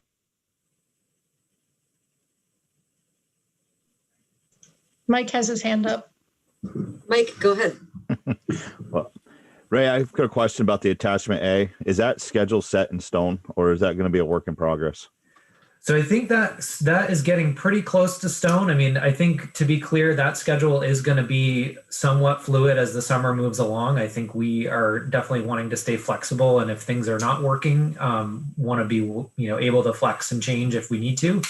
But our hope is to be, once this contract is finalized, moving towards announcing scheduling here pretty soon in April, late April, so folks can start to make their plans for the summer. So I think we're getting pretty close, but are there specifics or questions you've got there? Yeah, like the camp group rentals, it says lifeguards to be determined. Now, are we going to set a set of lifeguards for that camp that has the group rentals, or are they going to be the existing lifeguards on staff that are overlooking the pool? Yep. So the way that those hours in the morning are going to work is that we'll bring lifeguards on dependent on who's there and whether the pool's being used. So all the camp groups will have a fee that was set back when we did the fees, 18 months ago now. And the hourly rate that camps are charged gives us the fees needed to cover the cost of those lifeguards during those times. So those camp hours in the morning are not part of that base service. Those are sort of an additional service that will be kind of a la carte, if you will, as needed with the Y, and at the rate identified in the contract. And like multiple camps obviously can use the pool, correct? Yep. So we're hoping up to a certain amount. Yeah. So we're hoping to have 3 different slots each day of the week. Yeah. I think we are going to try to keep, for the most part, the camp groups separate, just for group management issues. But yeah, we should be able to get a lot of kids through there in the mornings, which is the hope. And then my next question was the private rentals. Is there opportunity to do them in the evening hours, like between 5 and 8, because it still stays light out well past 8 o'clock in the summer? Yeah, we've gotten that question a few times, Mike, and I think the lighting in the pool deck is definitely one of the big issues there that we'll have to contend with and see. And then obviously evening hours for open swim and swim team at this point taking us pretty far into the late afternoon. So I would say stay tuned on that one. We'll definitely keep it on the, sort of medium burner and see. But right now, for the most part, going to try to focus those rentals on the weekends and see how the public swim hours are going. And, if things really start to tail off late in the day, then I think that maybe is, again, one of those moments where we'll think about adjusting the schedule to better serve the community. I'm just thinking there might be some opportunity to do Friday night, Saturday night, Sunday night's not so much, but I can see a Friday, Saturday evening before it gets dark, especially if they rent the room to go with the pool. Yep. And then I don't know if, are we planning on incorporating that community room on private rentals within the pool price? You have the whole, because it's not shown here. Yep, those are paired together. So the community room and the pool are a paired price. Thanks, Ray. Yep, no problem. Great questions. Thanks, Mike.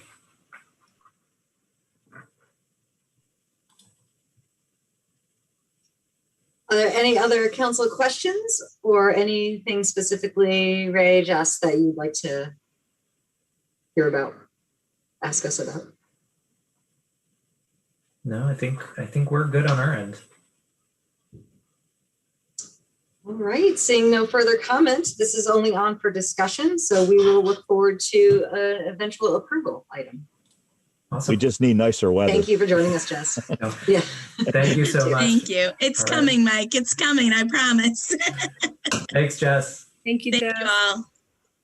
All right, item F, FY22 tax increment financing budget and review of TIF modeling. Who will introduce this? So I'll introduce it quickly, but then quickly pass it off to Heather and Angela. So as you may remember from the budget process, we purposely did not ask you to approve the FY22 TIF budget to see how a couple more months of effort played out.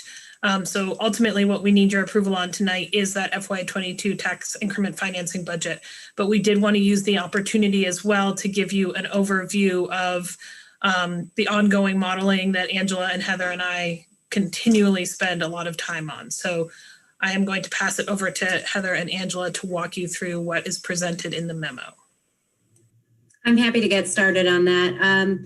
So as you'll recall, we came to you on December 7th in 2020. And since then, we have continued to work toward full build out of Lot 7D and have been finding that the pandemic has significantly impacted what we've been working on there. So it has affected the market for both office buildings and the ability to finance a hotel. So we've come back with a revised TIF forecast looking at current conditions and a couple of different scenarios for how this could play out moving forward. So I gave you in your memo a list of the key assumptions that we had made for the December forecasting, and then gave you a current forecast based on taking no further action at this point in time. So this is a worst case scenario, nothing happens in the TIF, and that's actually not even possible at this juncture because we do have some things that are happening in the TIF. So really, worst case scenario, no action whatsoever. We don't sell either the north site or the south site on Lot 7D. We don't take a deposit on that. There is no further development in the TIF. We would not be able to meet our one-to-one debt service ratio without using the parking funds to meet that ratio. And that's something that is frowned upon with the TIF. So that's something that we would prefer not to do. And Angela can absolutely expound on that if you have questions about that. But she is the one who told me it's frowned upon, and I quite believe her. So the next scenario is kind of a middle path moving forward. And since I put this memo together for you, I've had further conversations with Nettie Real Estate, and we have kind of some further solutions that we're working toward. And that's just foreshadowing a conversation we'll have later this evening. So, but the second scenario really reflects a middle path of receiving a partial deposit or sale of one of the two properties, one of the two pad sites at Lot 7D.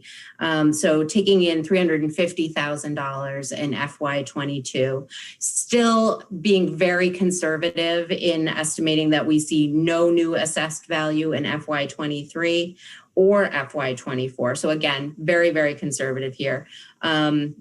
And we reduced the intended $100,000 increase to the FY22 WCDC budget to only a $25,000 increase in this case.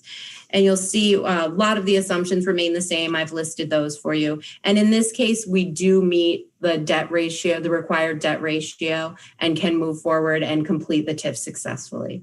And then in the third scenario, I've given us maybe a slightly better projection where we receive $350,000 for one of the 2 pad sites in FY22, $350,000 for the second pad site in FY23. We do see full construction of one of the 2 pad sites in FY23. So $5 million in new assessed value is what I'm using here. And again, we reduce the intended $100,000 increase to the CDC budget in FY22 and still do a $25,000 increase to that. And in this case, we easily meet that TIF debt ratio. So we have a couple of different ways of going forward here. I think that what we will end up with is probably somewhere between these, but just wanted to give you an idea of what would be required in order to make sure that we do continue to work toward meeting that TIF ratio and successfully closing it out. Thanks, Heather. I mean, would it be fair to say that the biggest difference from now between what we're seeing now and what we had budgeted for is that contribution to the WCDC note and the ability to like fully pay that back? That is a large portion of it, yes. Okay. I think the other thing that I take away from here is that if we do not see action on Lot 7D, we have a problem. We need to continue to work toward a solution, yes. Did I miss anything? Are there any other big key messages here? So, Jesse? So just to say it really clearly, because I know this is really confusing and there are a lot of numbers here. What is in the TIF, the FY22 TIF proposed budget is the budget you have seen before, fully paying all debt service, paying the $225,000 on the CDC note.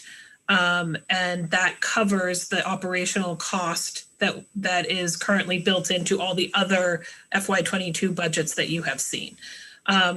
Just as a foreshadowing reminder, if you approve this tonight, at the next meeting, you will need to convene as the WCDC trustees, accept that payment and reallocate it back to the city. And then you will need to, as a city council, approve the CDC fund budget for FY22. A fun annual procedure. Well, I do appreciate this update and what you've put together here with these alternate scenarios, given the lack of certainty that we have on how development is moving forward. Folks have questions?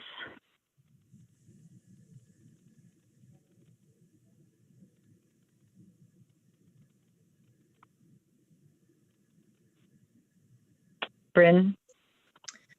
I also want to thank the staff for putting this together and all the work that has gone into presenting different scenarios and potential forecasting related to the different decisions. So I find that extremely valuable and just want to thank you for the hard work that goes into completing such a challenging memo to write.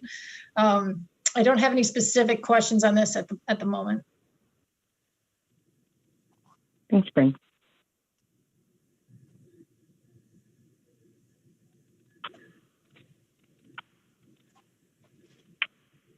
Seeing no comment, does somebody want to move to approve the FY22 TIF budget and review modeling? So moved. Second. Motion by Hal, second by Jim. All those in favor, please say aye. Aye.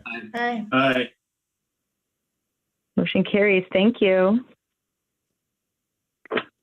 Moving to item G, FY22 capital improvement plan revisions. So I think John is coming back for this one. So this is honestly just a cleanup item in going through FY20, like year end and planning for FY22. We realized there were some typos where spreadsheets didn't line up between the CIP and the budget you approved. So this is the cleanup of that, but I will let John and Angela walk through those. Yeah, and I can walk through it first. So the water and sewer budgets are pretty straightforward. That was just a typo that was on the CIP sheets, and I think the larger change is the general fund CIP. So one thing to highlight, the changes that we're proposing don't actually impact what we're proposing to do for FY22, because when we put these budgets together in the fall, we're making projections for the coming year. So these changes are things that we've identified that we're not going to do, either because we don't, for example, PD, they're not looking to replace 2 cars, they're only looking to replace 1 car. So again, the changes will impact anything we're proposing for FY22. But I will just walk through it quickly. So for the general fund, the discrepancy was that our model debt funding, it showed that Hickok Street reconstruction debt of, and I'll use round numbers for all these, 85,600, but that didn't transfer over to the capital expenses, the things that are not debt. It's just our large capital expenses that we pay with cash on hand. So we had to make up that discrepancy, and those are the changes that you see in the spreadsheet. And I'll run through those 4 changes briefly, just so you know what they are. One is police department. So the original capital improvement plan showed 2 cars being replaced. The police chief came back to us earlier and said, basically he's only looking to replace 1 this year. So that was totally unsolicited. That's, the police chief being very cost conscious. So appreciate that. So there's a reduction from 85,100 to 54,000 in the capital plan for that. 2, traffic signal work. So that was reduced by $10,000, and that's because VTrans is actually going to be performing that work for us next season when they do the repaving. So that's work we wouldn't be doing anyways. And then the O'Brien Community Center, that was reduced. That's reserve funding. So that's money that we put in the bank for future replacement, in this case, the HVAC system. So that was reduced from 45,000 to 15,000. 35,000 that originally was reserve funding. So that was reduced because some of the work that we're proposing was for some space that North End Studio was using that is no longer occupying that space. So that's 10 grand that we don't have to do next year. And then there's some potential work that might be happening down there in the next couple of years with one of the health and dental users that we may not have to do that HVAC upgrade immediately. So we've reduced that down to 15K, and that would get us, if we had a major issue with the HVAC system down there, we could do that work with the reserve money we already have in place. So, and then the final one was the pavement resurfacing work for FY22. The budget, the overall budget didn't change at all. It's just the amount of reserve we're proposing to use. So that bumped up from 43,900 to 58,400. So that's overall, those are the 4 changes that we made in the capital plan to fix that mistake on the Hickok Street budgeting.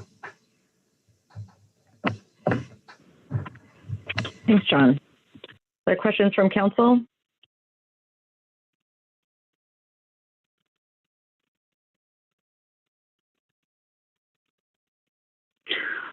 I'll just say unfortunate mistake to have in the budgeting process, but really appreciate the efforts made to remedy it and keep things on track, both financially and the work that is happening. So thank you for this update.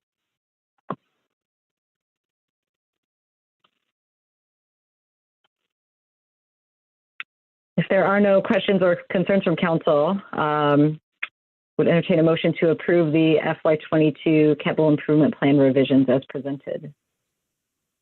So moved. Second. Motion by Jim, second by Mike. All those in favor, please say aye. Aye. Aye. Aye. Motion carries. Thank you. All right, item H, discussion of Lot 7D, Abenaki Way redevelopment update and next steps. I think, Jesse, you're going to give an introduction here. Yes, thank you. So in the regular session here, I wanted to give a few sentences for the public on what is happening on this project. And then as a follow-up, the council will have an executive session with the developers and attorneys. So on a public-private partnership like the redevelopment of 7D as we bid it out in 2019, it is very common for the organizations, the developers, and the municipality to kind of go back and forth and talk about different options often and have, because we are going to have shared ownership of a structure, what that will look like is important for the council to weigh in on and understand as we move forward with documents. As Heather said earlier in the TIF conversation context, the market factors for this project have changed quite significantly since we undertook it. No one anticipated COVID at that time or what it would do to both the housing industry as well as the office space industry. So as a result of those market factors, together with the developers, we have some decisions to make about how we are going to best move forward over the months and years to come. I think it's public information at this point that VEIC is no longer a partner in this effort. And therefore we are, we need to pivot somehow to the second non-hotel site. So that is what we will be discussing in executive session tonight. It is incumbent on us to do that in executive session because it is part of a legal contractual negotiation that is underway between the two parties to the public-private partnership, namely the city and the developer. Our intention is, based on how the conversation goes tonight, to bring back a public update at our April 19th meeting for the community to fully understand what is being discussed before any additional action is taken by the council. So I just wanted to give those couple of sentences by way of introduction to the public, and then would respectfully request that you consider an executive session, including Heather, Bill Niquette, Doug Nettie, and Bob DePalma, and myself. Thank you for that, Jesse. So I'm looking for a motion from a member of council to find that negotiation of real estate purchase or lease in public would put us in a bad position. And so we should move into an executive session pursuant to VSA section 3132. So moved. Second. Motion by Mike, second by Hal. All those in favor, please say aye. Aye. Aye. Thank you. So for the public or town meeting television, we're going to move into this executive session to have this conversation. No other decision making will occur. No other items will be discussed. We will return to this Zoom line afterwards solely to adjourn the meeting. So can I have a motion to move into executive session? Bringing along with us Jesse Baker, Heather Carrington, Bill Niquette, Doug Nettie, and Bob DePalma. So moved. Second. Motion by Jim, second by Mike. All those in favor, please say aye. Aye. Aye. Motion carries. All right. Each of you should have the alternate Zoom line in your inbox. Text me or something if you don't have it. Shoot an email, and we'll see you over there in a moment.